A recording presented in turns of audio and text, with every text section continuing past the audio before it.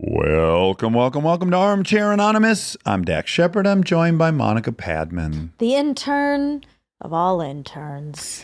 Internship debacles, disasters. Tell us about a time you had a bad internship. You never had one. I never had one. You had many, we found out. Yeah, you'll hear did about a lot some of of interning. I did, and actually, it was really hard for me to get an internship. I interviewed for many. Really? Yes. I don't feel like you should have to interview for an intern. It's free Same. labor. I know. That's why it's extra demoralizing when you don't get it. We got pitched an incredibly capable person. I know. Did you read her thing? It's No. so impressive. Yeah, it was forwarded to us from Adam Grant. Yes, and this person's so overqualified. And my first thought was like, A, we don't deserve you. B, I'm not sure what you would do here. We enjoy doing way too much. Yeah, and we'd have to hire her to do like a legit. We could never not pay someone. Exactly. I was like, there's no way I could have this person provide these services and just be like, yeah, and that's for free. I know. I think the whole system is flawed. There are paid internships, which I think is what I was trying to get. Yeah. But I think I ended up going for unpaid, but with perks, as you'll hear about.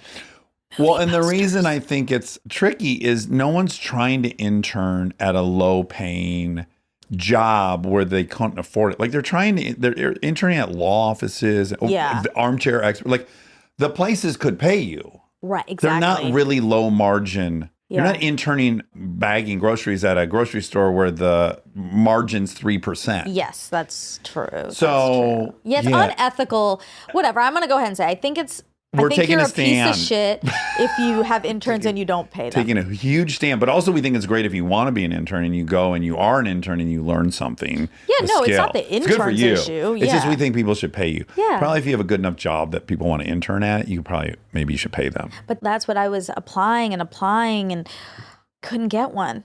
Wouldn't take you I for free. did. No, I think those must have been paid. You want a little cash. There was a very coveted internship. Ooh. At a huge brand. Can you guess it? In Atlanta. Coca-Cola. Correct. Yeah. An internship at Coca-Cola. Coca-Cola. Yeah. In Atlanta was prime. And it was hot. And I think there were 2 available for public relations or marketing or whatever. Yeah. And I was trying to get one so bad. Yeah. They didn't want me. Would you have loved to have worked at Coca-Cola? I was in it for the prestige. Yeah. Which, if you're out of Atlanta, sounds a little funny, but it is a company town. It's like working at GM in Detroit, but you might not think like, I'm dying to intern at GM. It's like Google. It would be like working at Google. Yeah. But also, cautionary tale, blessing in disguise, meet cute. Liberal arts education. I think that's in the mix. Intern out of college. Hellenic studies, the classics.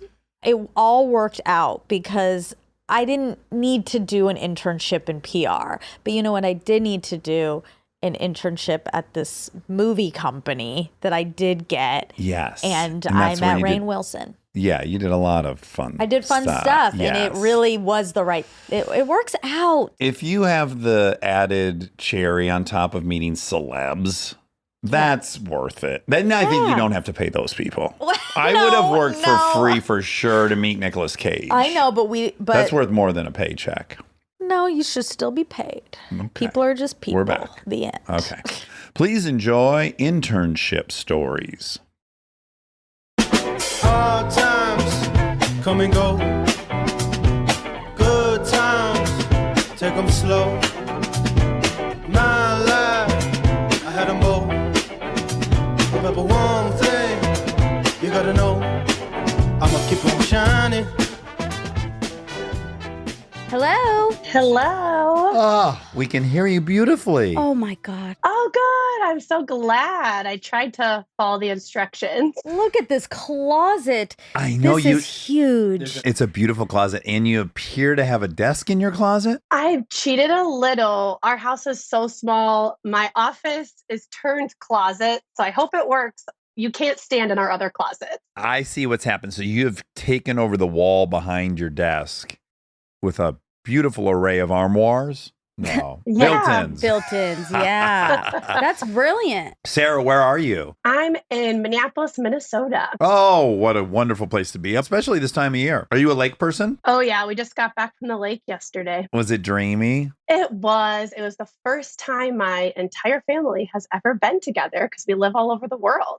So it's pretty exciting. Okay, so right out of the gates, I'm going to tell you that if you came in to apply for an internship, I'm in. Yeah, me too. Right? You look Hire. very intern friendly. Professional woman. With a nice smile, Trustworthy. friendly, trusted brand. Yeah. That's very nice. I have done my fair share of internships. Hopefully that's past me now, though. Unless you get to like intern, I don't know, Brad Pitt. That'd be Something cool. that's like, oh, fuck it. I guess it's worth the. I'd probably intern for you guys. Oh, that's so flattering. nice.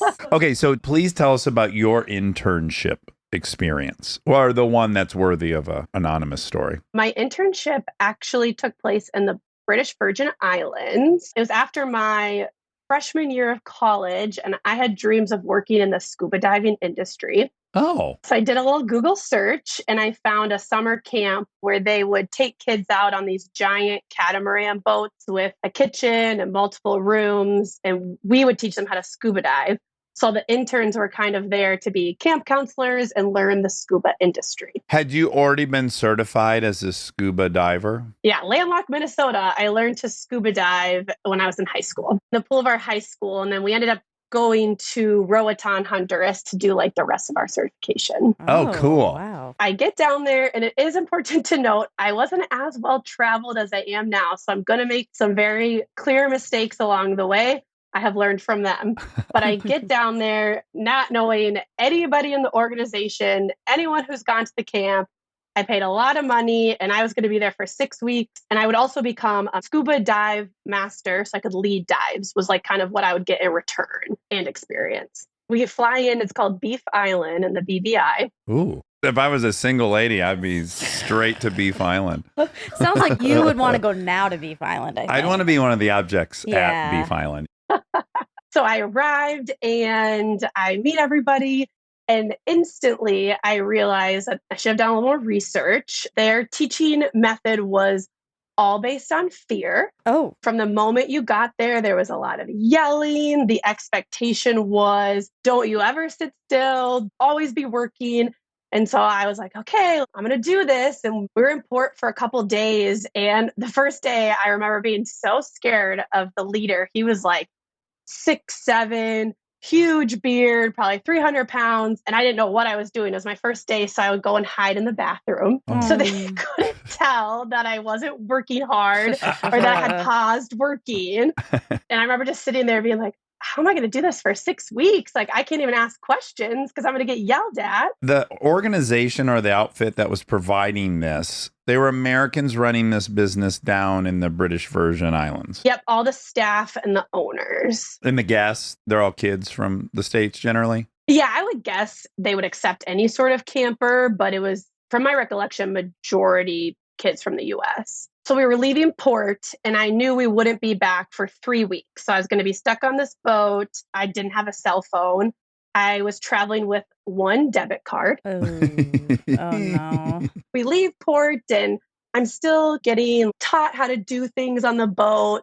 But that teaching would be, do it. And I would do it. And then they'd yell, that's a great way to lose your effing hand. And I'd be like, Oh oh, my God. okay. Oh, wow. As I know now, when you're in fear-based learning, your brain just kind of like shuts down. So I'm not sure how anybody learned anything. And at this point, I'd been on the boat for maybe 5 days, and I just knew this wasn't for me. But I had no way to contact anybody, no cell service, nothing. And I actually submitted a small portion of this story. It's a twofer because I also lived out my greatest fear. This is the part that I had shared before, and I'm sorry, Monica, I don't think you're going to like this part. Uh-oh. Oh, is this I think vaginal? there's- No, water. Ocean. Yeah. Ocean. Oh, okay. Ocean related. Okay. Sorry. Close though, almost. I love vaginal. Well, the woman who split her Oh, vagina everyone hated open. that. Was yeah, awful. yeah, yeah. Yep. That was terrible. I'm at the point where I'm not talking to anybody, don't know how to contact anybody, don't know what to do. And they tell us the night before this happens that we haven't been working hard enough. We've been too slow in the morning waking up. Oh. So they've decided to help us wake up in the morning, all the interns, are going to swim around all of the catamarans. Oh, This is like boot camp. Yeah. Are you going into port, or when you leave for 3 weeks, you guys are on that boat at sea for 3 weeks? Correct. We definitely never went back to like Beef Island. Sometimes we'd stop at small islands to get food, but we weren't getting off the boat. Like Dong Island and Balls Island and Coxville. Okay. So yeah, we were told we would have to swim around the catamarans. I'm not good at judging distances, but it was 4 boats. Like this is multiple lengths of a swimming pool that we need to Ugh. swim. It's not like a tiny little loop. So people make fun of me, but my biggest fear is sharks. Yes, I've gone diving with sharks, but it's very different to be with them on the bottom of the ocean than like where they feed at the surface of the ocean. Sure, sure. I know a lot about sharks, and they feed at dusk and dawn. And so we're doing this at dawn. And we all jump into the water, and I had my first and only panic attack. Everybody left me swimming away to complete our task to not get yelled at. And I'm trying to not drown in the dark as shark bait. And so I climb into a tiny little dinghy that's attached to one of the catamarans, finish my panic attack, and then continue to swim around the rest of the boats. Ay, ay, ay. Are the other cadets liking this lifestyle, or are you guys commiserating about this? They had all been campers, and so maybe had seen the internship and saw it almost as a rite of passage. Oh, Yeah. God. So they did do it. Everyone would kind of complain, but it was more grumbles than like an uproar. Gotcha. And so at that point, I get back to the boat and I'm like, I'm done. I can't do this. There's like maybe 7 leaders. I approached one of them and I basically said that. And I was like, happy to be a camper for a couple weeks. I'll leave at the 3-week mark, keep all my money, like I don't care. And then they called a meeting on a boat. They drove me out a little dinghy away from everybody. And I was warned if that happened, it means that they're going to scream at you. So I get onto a different catamaran really far away. And all the leaders are there. And they basically say, you're done. We're dropping you off at the next island we find. And they did. And they did. True to their word. Yep. Same day, no cell service. They leave me at the closest island. We had to pack in almost in duffel bags, like in the military, like soft-sided bags. And I just still have this vision of the bag flying off the catamaran and like landing next to me. And then they just drove away. Oh my What? God. This What is an so outfit. illegal.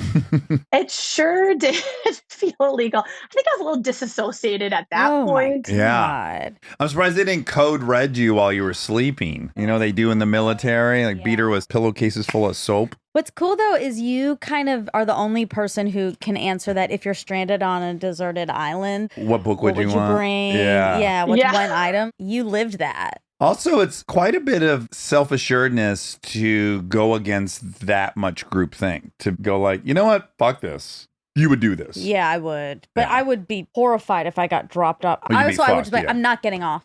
Oh, I'm wow. not okay. getting off. I'm not working and I'm not getting Yeah. off. And fuck you, and I'm gonna sue you when we get back.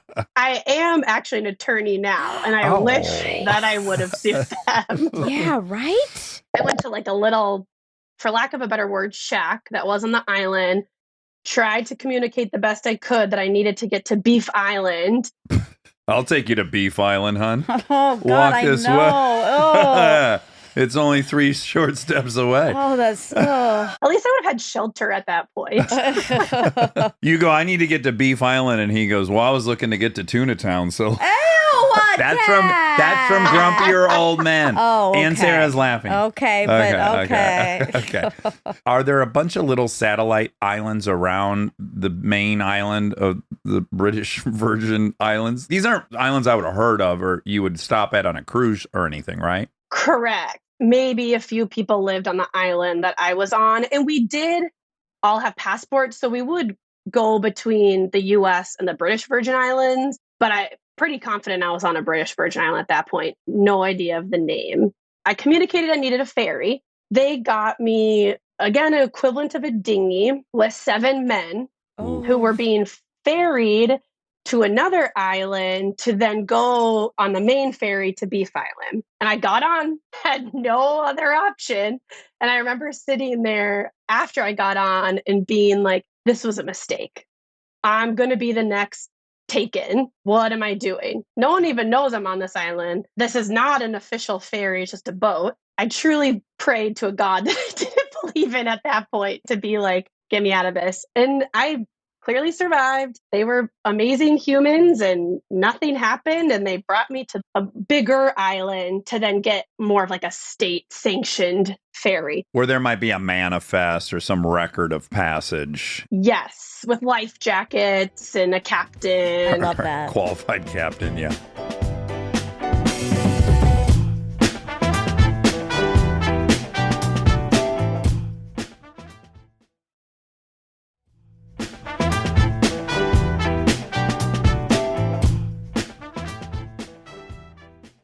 I do get to the main island and I go to the counter and I need a day of ticket to Minnesota from the British Virgin Islands. And I think it was like $1,500. Oh my God. I probably had $500 on my debit card. There was no way that sucker was going through. And luckily I was able to call my parents, explain everything that happened. They're full on panicking and they booked me a ticket and I flew to Puerto Rico. And I got to Puerto Rico and there was a tropical storm. So my flight was canceled. So I'm now in Puerto Rico, at least out of the BVI, which I'll never go back. And I go up to the counter thinking like, cool, where's my hotel? And because it was canceled from weather, they didn't have to provide a hotel. Force majeure. I don't like that part. So I, of course, start crying because I have a debit card with $500 on it that's going to be declined. And this nice gentleman next to me paid for my hotel room. Okay, good. Oh, because I think it must have been like the middle of the night in Minnesota. Like I couldn't get a contact with my parents at that point. Then I get to my hotel and I tell my mom what happened and she's panicking because she's like, well, now this random guy knows you're alone in your hotel room and what hotel you're at. So then I like barricade my door and I don't sleep. Then I get to JFK. Something was delayed at JFK. And by the time I got home, it had been about 4 days. And I think I was only on the boat for like 5 days. Oof. Oh, man. This is a real disaster. That was a disaster. Textbook disaster right there.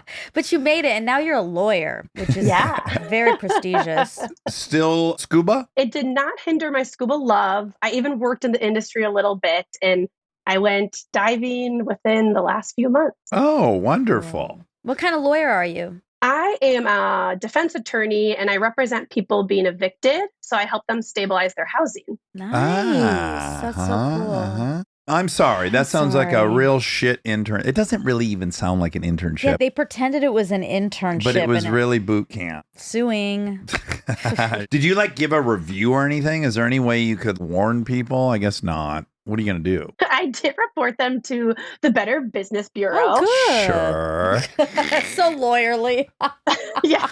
This was pre-law days, so maybe I was always destined to be an attorney. When you get scuba certified, they're international organizations that you get certified under. And so the organization that covered this camp that all the kids were in their certification under, I emailed everybody at that company to tell them this isn't safe. This is what they're doing. People are in danger. And I got sent a cease and desist from the company. Oh, wow. They took legal action. Well, now as an attorney, I'm like, that's kind of blowing smoke. Yeah. We've gotten one of those. Yeah. A couple of those, actually. Yeah. At the time, I was like, oh my God, okay, I'll never talk about it again. And now I'm like, whatever. I'm going to send my kids there. What if that's what I learned from this? I'm going to say, what a great place to send the girls. I mean, the campers, I think, have a great time. Yeah, probably. They're watching these cadets get run ragged, swimming around the boats and hazed. Oh, well, Sarah, thank you so much. It was delightful to meet you. Yeah. And I did just want to tell you guys, having such a heavy job and a heavy world, you guys just bring a lot of joy and levity and compassion to everyone you talk to. And I really think that's the key to how we're going to fix this world, and just really appreciate you guys. And you've now become divorce worthy with me and my fiance. If I ever listen to an episode without him. Oh, that's so sweet. Yeah, it sounds like you got a great guy. If he's, I love him. Yeah, he sounds like a genius. He set up all my technology. So shout out to Eric for that. Oh, well, thank you. Yeah, thank you so much. Yeah, we appreciate it. All right. Well, take care. Have a great rest of your day. Bye. Hello, how are you? Good. How are you? What is your dream fake name? I don't have one. That's a terrible answer. What's your favorite character on television? Woman, female, if you want, or it can be male. Tony Soprano? Tommy Shelby, Peaky Blinders. Shelby. Shelby it is. Shelby, that's a great one. There you go. Yes. Oh, we love Thomas Shelby too. Yeah, we do. What a heartthrob, huh? I know. Oh. Okay, so Shelby, you have an internship horror story, I guess. I do. So I went to school in the South. I was in my senior year and I was getting a bachelor's degree in criminal justice. Ooh. I played sports, so I was really focused on sports, not so focused on, hey, you have to do something with your life when you leave. But I got to my senior year and I had no idea what I wanted to do when I left college. So I said, well, I'll do an internship. I signed up for this internship. It's 12 weeks long. I worked for a sheriff's department. Oh, wow. In a very small town. Because I didn't know what I wanted to do, I spent a few weeks with each different division within this department. So I did a few weeks with patrol units where I just rode around with police officers. I spent some time with the victim's advocate. I spent some time at the solicitor's office. Pretty much anything and everything. They let me just observe. This sounds very philanthropic of them. It's not like they needed someone to handle the filing and that's what you were stuck doing. It sounds like they let you have a say in what you were going to participate in. Yes. Although participate, I would use that loosely. I was just basically existing. So about the fourth weekend, I was with a detective who was doing violent crimes. I checked in with him for that day and he said, today we're going to go to this autopsy for this man who had been killed earlier in the week. Really quick, this is a small town, but it sounds like they have a lot of departments. And there's a homicide happening in this town? There's a homicide. There was all kinds of crazy. I mean, I could have told you so many stories for this prompt with this internship. Oh, wow. Okay, wow. So he said, we're going to do this autopsy for this guy that had been killed by his partner. It was like a domestic thing. So I wasn't super nervous about it. I had already seen some pretty gnarly stuff. We get to the hospital and we go to the basement where the morgue is. And we're walking down the hallway. And we get to the doors and it's just me and this male detective. He pulls something out of his pocket and he says, I want you to put this in your nose holes because it's going to smell really nasty in there. Yeah, this is my expectation. Yeah. He looks at me and he goes, don't puke. Oh. He's like, you don't want to be the intern that pukes in this room. This is business. Sounds like he's been there before. Yeah. It very much was like, don't embarrass me. Don't do what I'm pretty sure you're going to do. Well, then I started to get kind of nervous. I'm like, I don't want to be the intern that pukes. I don't even want to be noticed. I'm already like a northerner, a female, and a college kid. We walk into the room. It's a square room. There's probably about 6 to 7 different men in there. It's all men. I stand to the right-hand side. There's a wall there. At that point, I'm like, breathe through your mouth. Do not breathe in through your nose. The victim is in the center of this room, and he's on a metal table. He's a really large man, probably like in his late 50s. Immediately, I'm like, oh, he's naked.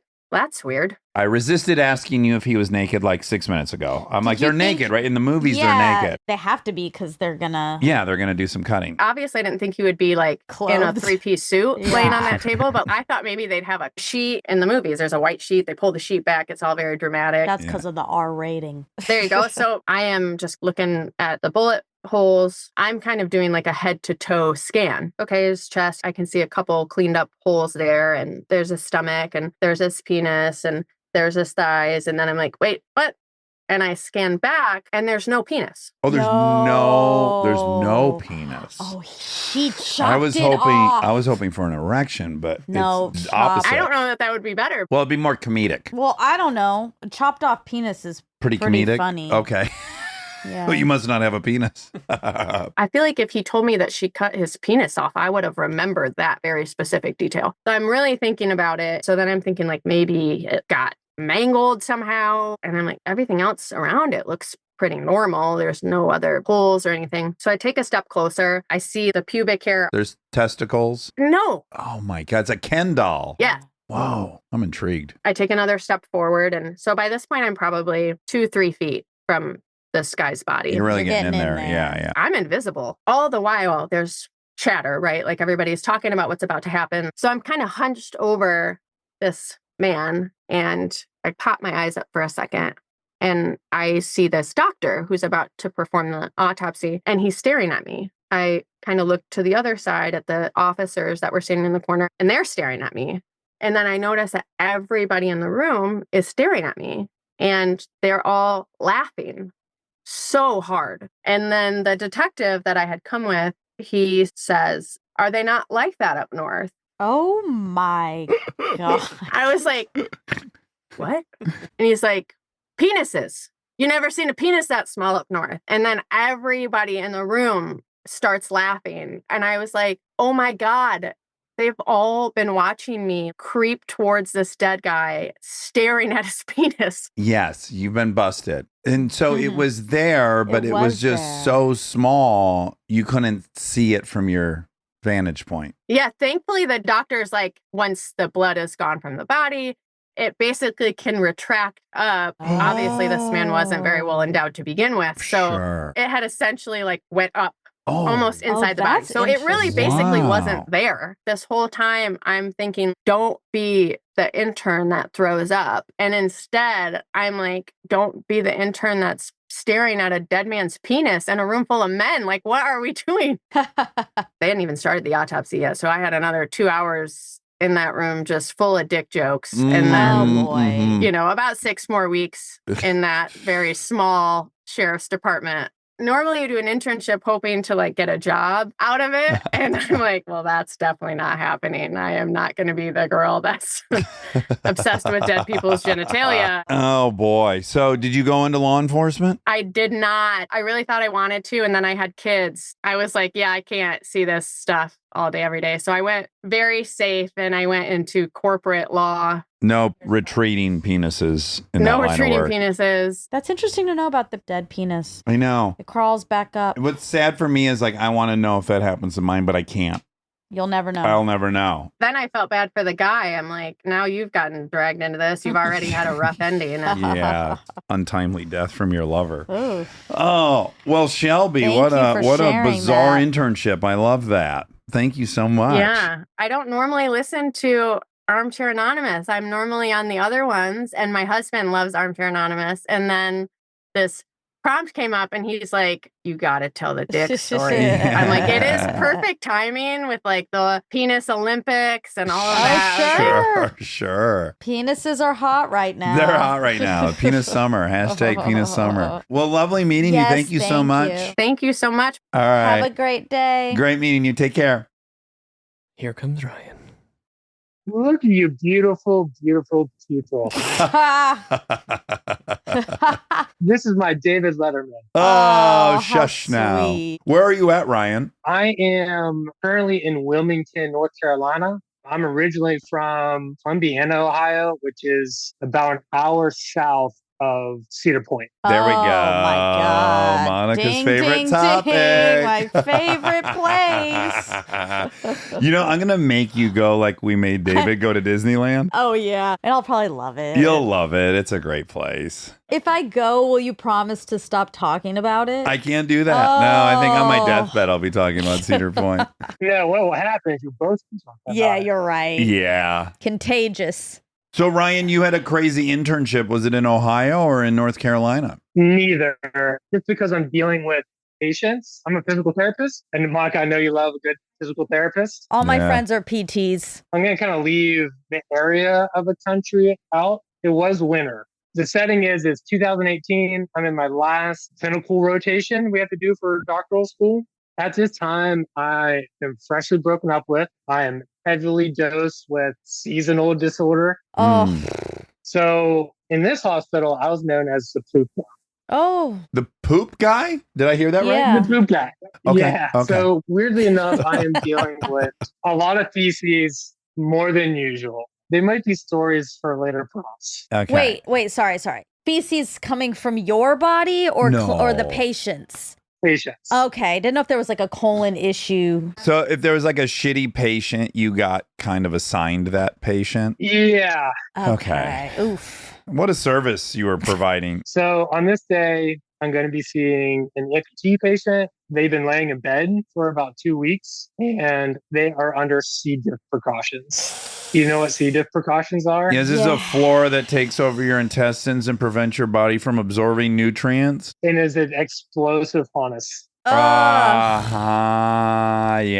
So I make a plan with my instructor, feeling pretty confident, maybe overly confident. We go down to the patient's bedroom. So to go in there, you have to gown, gloves, mask, booties over your shoes. Talk to my instructor. I go in the room, introduce myself. He's just kind of rolling around going like, somebody kill me. Oh, fuck. And he's just wishing for death. The plan is to slide the gentleman to the edge of the bed, sit him up, and then we're going to get him what we call a steady stander, which is at the time you put your feet on this and it blocks your knees from buckling. And then he can like put his forearms and hands on some handles. And then we can take them to the chair. You know, anytime you're more upright, your brain's more active, your heart, your lungs. So just kind of hoping maybe this will maybe make him feel better. So we get him to the edge of the bed. He starts honest, reading all over the place. Oh, wow.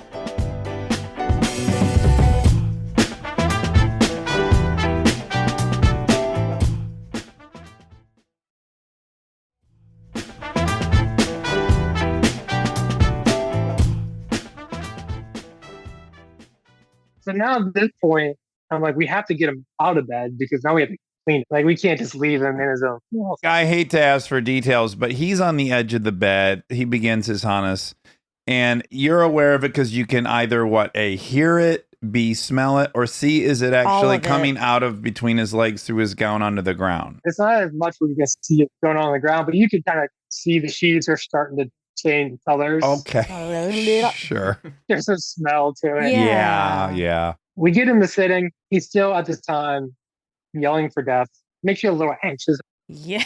We get his foot on the stander and we say, like, okay, on the count of 3, we're going to stand up. We have a gate belt on him. We go to get him up. And of course, like, this is going to trigger more harness. Yeah. As soon as we go to get him moving, full evacuation. He never really gets up fully. And somehow he is going down to the ground. Oh. So he is straight dead weight. Oh. His knee hit the stander, but his hips are like going. So he is going straight to the ground. Oh my God. So I grabbed the gate belt. I threw my arm underneath his arm. I got to pause you and just say again, God bless Hero. all of you guys. Yeah. God bless you. I get in that situation, and what I would want to do is turn around, walk out the door, lock the door, and just hope the room caught on fire. Like, just somehow this whole situation's got to disappear. Yeah. It's so overwhelming. Call 911. You've got a even guy though you're already at the hospital. calling for death. He's collapsed. There's shit everywhere. Where do you even begin with this? I really think you guys would be able to spring into action. There's an amount of empathy that goes with this. Yeah. I guess if it's happening in front of you. I'm saying all this, but I did deal with some situations like this with my dad. And you're just like, fuck, we got to just get busy. Yeah, you just do it. We get the guy back in bed. We're screaming for nursing. And my instructor goes, what is all over you? Oh. I just don't want to look down. No, thank you. When I finally get that courage to look down, I am covered in blood. Oh. I have honest all over it. My gown is covered in blood. I look through my gown. My shirt's covered in blood. And I have blood on my skin. So it is so through. Oh, my God. Whoa. Immediately, I go like, where is this coming from? And the patient had a skin tear from his elbow to his deltoid. Oh, my. When he started falling, and I went to grab and I hooked underneath his armpit. Like, I must have caught the inside of his elbow and just kind of slid up his arm and just tore his skin. What? Because his skin was so Was this person like 90 years old? Why was their skin so terrible? Oh, is that the root of terrible? Oh my God. Sorry. Sorry, that was just a big pop out. Wow. Terrible. Oh my God. Okay. Wow. I'm 49 and that just happened. That's the first time. So I was treating patients today. And so I was kind of rehearsing this whole thing. And I was like laughing through it. And they're like, you like shouldn't laugh. You have to laugh. You have to. I know. Anyone who's judgmental, they can fuck off and go deal with this and see how they want to deal with it. Yeah, you dealt with this. Yeah. Essentially, they like go home. I tried to stay. I like went to my car. I got a new shirt. The shirt had dog hair all over it. freshly single, you're sad, it's winter. I go home, come back the next morning, and they pull me aside and they said, that patient last night, after you left, went to the ICU and he died. Died. Yeah, he died. Oh my God. There's no way you're going to catch an infection that fast from skin tear to ICU to death. And just from the guy screaming for death, like obviously there's something else going on there that he felt so bad that he wanted to die. Yes. But I just felt really bad at the time. How old was this person? I don't remember.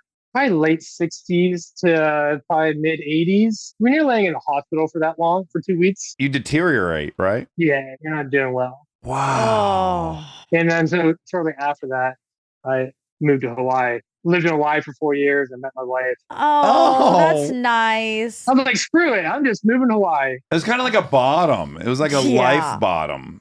You're like, I gotta get the fuck out of here. It was 100%. You know, when I started listening to the show, would have been shortly after that, around that time. But that was a huge help. Oh my. That's so Thank nice. We just got married in Hawaii in May. So shout out to Sarah. Oh, Congratulations. Just a real quick, I listened to all the sync and I listened to the Race to 35 and those are very important to me now. They're just very eye-opening. Thank you. Things that I don't even think about that is being brought to me on a weekly basis. And Dax, I got diagnosed with dyslexia when I was in first grade.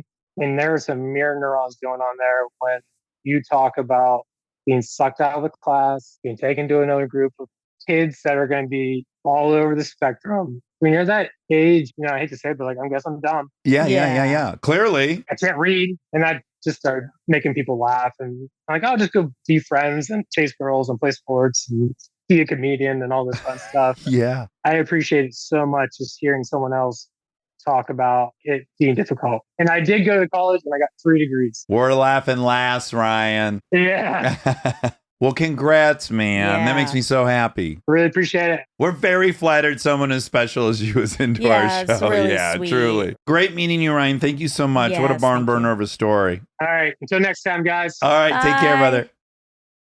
What a sweetie Cute. pie. I was thinking in the episode we recorded yesterday and then now again, it's funny, certain events define us and you might have had the exact same event and it wouldn't have defined you because in the middle of that story yesterday, I was like, oh yeah, I went to speech class. Oh, you did? Yes. They said I had a lisp Okay. or like I couldn't say S's. There was like some verbal problem. That's hard to imagine. You're so verbally dexterous. Like my mom was like, no, she doesn't. Yeah. But they said, yes, she does. And so Yeah. I also was taken out of class Oh, really? to go to speech class for however long. But I don't even Remember I it forgot really. that part. I mean, so many things defined the trajectory of my life, but that didn't. And it is just weird Yeah. to hear that for some, you know, 100%. what sticks and what doesn't stick. Yeah. What you're susceptible to. Mm-hmm.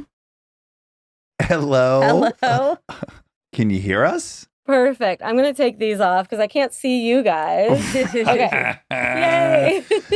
How long have you been in these readers? Is it new for you? No, I'm 42. I had cataract surgery when I was 22. Oh my God, really? So there's Wow. like maybe a genetic predisposition or something? I am a type 1 diabetic. Oh, okay. Is that something that comes back? Do people have multiple? Or once they're gone, they're gone? They're gone, but then I was doing CrossFit and I tore my retina. Oh, So now I can't see out of this no. eye. I've heard of a lot of CrossFit injuries. Torn retina is not one of them. That's Yeah. new. Did Yeah. you bang yourself with a bar? Well, how the fuck did you tear your retina doing CrossFit? I was doing toes to bar, like swinging, and I let go of the bar and I hit my head. Oh, fuck. Ugh.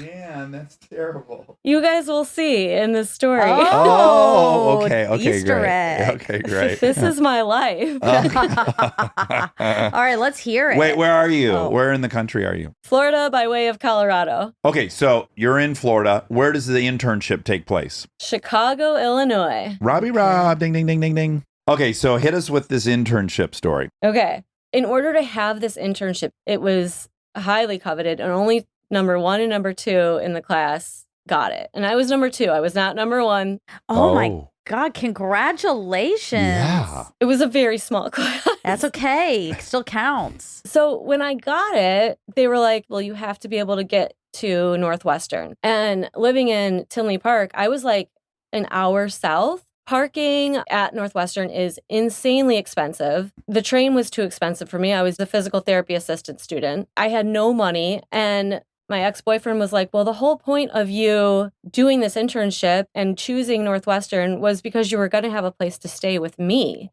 He was like, so just stay with me. It's fine. Now, I'm already dating a different person at this time. My boyfriend, now husband. Oh my goodness. And your ex-boyfriend offers for you to live with him while you do your internship. The plan was to live with him. So it was like thrown up in the air when we broke up. Gotcha. And then definitely when I was dating Corey, my husband, he was like, you're not living there. But I mean, how can I stop you from doing this internship? So day one, organized. I have everything ready. They're very strict. Northwestern, you have to wear forest green scrubs if you are a student. That's the palette, no options. So I have my scrubs ready to go. I have my backpack, my binders, everything I need. And I go out to my car in the morning.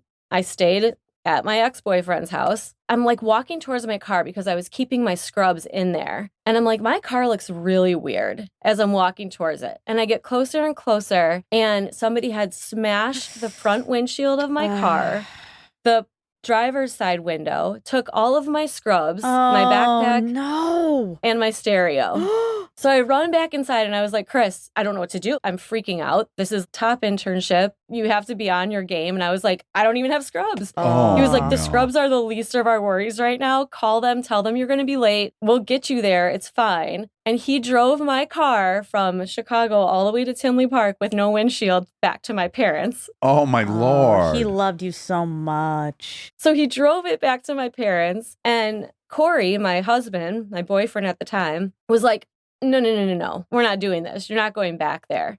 So Corey was like, you could come stay with me in Naperville. And I was like, that's so far. And he's like, I'll buy you a train ticket. You could take the train with me. It's fine. In the midst of all this, I called my clinic instructor and I was like, hey, I'm going to be late. He was like, we'll get you scrubs. It's fine. He was very empathetic. He understood. So the next day, I go to Corey's house. Brand new day. It's Tuesday. And we were taking the train, and I was like looking up how far the train was from Northwestern. And it's 3 miles, which is fine if you're not trying to get somewhere at 8 a.m. and on foot. I was like, I'm not doing a 3-mile hike every morning. I like to rollerblade. Oh, boy. Yeah, problem solved. Oh, no. And you're on such a good luck terror. Let's push it. This was like the perfect plan. What could go wrong? So he's like, okay, you need a backpack that fits your rollerblades, because yours won't cut it. So he gives me his big old Abercrombie and Fitch backpack because it fit my rollerblades. And it was huge on me though. So the straps were like kind of big. And I put all my stuff in it, get off the train with him. I lace up my rollerblades. And this is downtown Chicago, 7:15 in the morning-ish, packed. So I get my rollerblades on and I'm going. And all of a sudden I feel something yank me back, like pull hard. And I'm like, what is happening? And something's on top of me. Oh. All of these people start crowding around, like businessmen in perfect suits and attire. And they're like, oh my gosh, let us help you. Let us help you. Do you know a newspaper stand? Like a Chicago Sun Times? Oh my God, yeah. My backpack got caught on the Chicago Sun-Times newspaper stand, and I yanked it on top of me. Oh. So I'm laying on the sidewalk in Chicago with this newspaper stand on top of me. All these It's like a businessmen cartoon. It was cartoonish, but fun doesn't stop there, though. By the way, why aren't those fucking things bolted to the ground? How could, I mean, wow. That's what I'm saying. How could that even happen? So these guys pick me up. There's like 4 of them, and they're like, what can we do? And my pride is done. I'm like, okay, I just fell doing the one thing I say I'm amazing at. In my mind, I'm this incredible rollerblader. So I'm like down on the ground, and they're like, let us help you. And I was like, no, I'm fine. I was like crying. I had tears in my eyes, and I was in pain. I looked down at my arm, and it like started bruising. I was like, I'm fine. And they were like, are you sure? Like, we can help you. And I was like, no, I'm just going to Northwestern. It's totally fine. So I start going again. I'm going. I get to Michigan Avenue and Washington. And Michigan Avenue is like the big shopping central. It's busy. And I see the crosswalk. I see that the light is red. It's don't walk. And as I'm getting a little closer, it changes to walk. I go. The car No. did not stop. And it ran the red light and hit me. Oh, my second. You got hit by a car? And like a cartoon character, I tumbled over the top of it and like landed on the ground. Oh my gosh. You were not supposed to do this internship. Yeah, I mean, at Clearly. this point, you're Yeah. wondering like how we get struck by lightning in the next block. I didn't really know what happened until I was on top of the car. Yeah. So the lady like stops her car and she was like, "Let me take you to the hospital right now." And I was like, "No, I just didn't want somebody that just hit me taking me in their car." So I told her no, and she was like, "Okay." Drove away. She drove away. She drove away. Did you get her license plate? No, but luckily there was a police officer right there. He pulled her over. She got a ticket. A ticket. $30 ticket. Moving violation. I don't know what happened to her, to be honest. I never found out. So the police officer was like, "Do you have anybody here that could help you?" So I called my boyfriend. He was like, "Okay, I'll be there in a second." So he calls my dad. He's like, "Leanne's been hit by a car." Oh, Jesus. Well, yeah. And then the ambulance comes because the police officer called the ambulance. They put me in the ambulance. They take me away to Northwestern. Yep. Ah, Where I perfect. arrive in the emergency room. So I called my clinical instructor again and I was like, "Hi, Oh my God. I'm downstairs." And he's like, "You're early. Good job." He's like, "Come on up." And I was like, "I'm in the ER. Oh my God. I'm not coming up today." And he was like, "What?" So then him and probably a good 10 other PTs came down and they were like, "We don't even know what to do with you." Well, thank God They're they took so you to Northwestern, nice. because if you were at a different hospital, if I were your instructor, I'd be like, "Yeah, this gal's a drug addict. Yeah. Yesterday was this story. Now she's been hit by a car." Minimally irresponsible. Like she's lying. Or really bad excuses, right? Yes. I'm a clinical director now, and employees give me excuses all the time, like, "Oh, there was an accident. I travel the same freeway as them. I still get there on time." So, like, I get it. But this one would really take the cake if it was like constant every day and you got hit by a car. Okay. What were your injuries from that? Bruises. The funny thing is they were like, "Wow, they really got you. Like, there's some really strange bruising patterns on your arm, on your chest." And I was like, "Yeah, that's weird." So then it wasn't until we were on the train home that I told my husband. I was like, "The newspaper stand attacked me first. That's why the bruises." Here's what's crazy is you can see a scenario where like you really fucked yourself up with the newspaper thing. Then you get hit by the car. Nothing happened with the car. And then you tell the woman, "Look at all this damage Yeah, you you did. could sue You could her." really have exaggerated." Everyone says that I should have, but I never like pressed charges. I didn't do anything. I was fine. Was the rest of the internship, did you show up on time and like redeem yourself? It was my favorite one. Oh. They loved me. I loved them. It was amazing. And I stayed with Corey the rest of the time. No going back to the exes. Can I ask you a weird question? Yeah, Did you have like a super dad? I do have a super dad. Because you're attracting all these men that are super willing to go way above and beyond to help you. And I feel like that had to feel familiar to you or something. I mean, an ex that still wants you to stay at their house and then drives your car, that's a rare. But the boyfriend coming to after you got hit by a car, I wouldn't really say is No, above but like and come on the beyond. train, I'll buy the ticket. Here's a backpack. Like really taking care. Yeah, they did. No, the first one, he broke up with me and then called my dad on the way home when his tire went flat and was like, "Can you come change my tire?" Oh. Super And my dad. dad will still tell that story the whole time. So I'll give that super dad title to my dad and my husband, Yeah. not to the ex. Okay. Oh, that was fun. I'm glad you were okay and that it worked out. I'm glad you're alive. It sounds like you're very accident prone. And then this retina Knock on wood, situation. It's so bad. I'm very accident prone. Monica was giving me a signal, but it's hard. I didn't know which one of the many signals it could be. It's knock on wood. I It was mainly knock- have one. Okay. Oh, I was like, am I in trouble? Did I do something? No, we're protecting your life. Can my husband come say hi to Sure, you guys? Corey. Let's get Corey in the mix. Hello, Corey. Dax, I quote all of your movies all of the time. Oh, It is just a pleasure to get to meet you and Monica as well. Oh, thank you. We have learned from Leanne's story that you're a real stand-up gentleman. If you ever do another segment on dealing with exes, I'd like to submit my story. Oh, that's a good Ooh. idea. Let's write That's that actually down. a great idea. Yeah. Thank you for that. Yeah. Well, nice meeting both of you. It's such a Yes.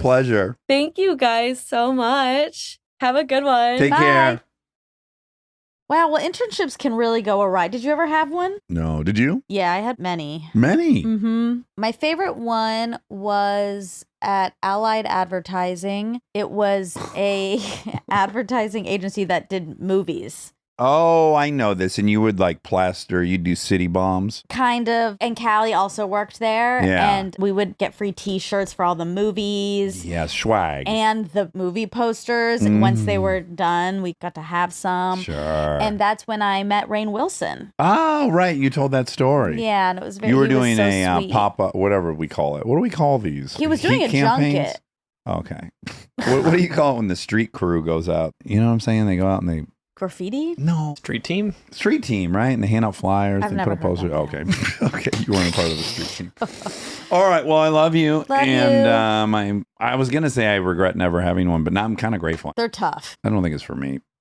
Yeah. Also, one time I interned at this hospital. Ooh. Well, the like business end of the hospital. The administrative wing. Yeah. And I had to create this book that we were going to put in the lobby of like restaurants around and the menus and stuff. And I bought, the plastic, what are they called? Sleeves. Yeah. I just bought like so many plastic sleeves and I was trying to make it pretty, but it was all like handwritten. I'm like, who would want this? It was a disaster. Anyway.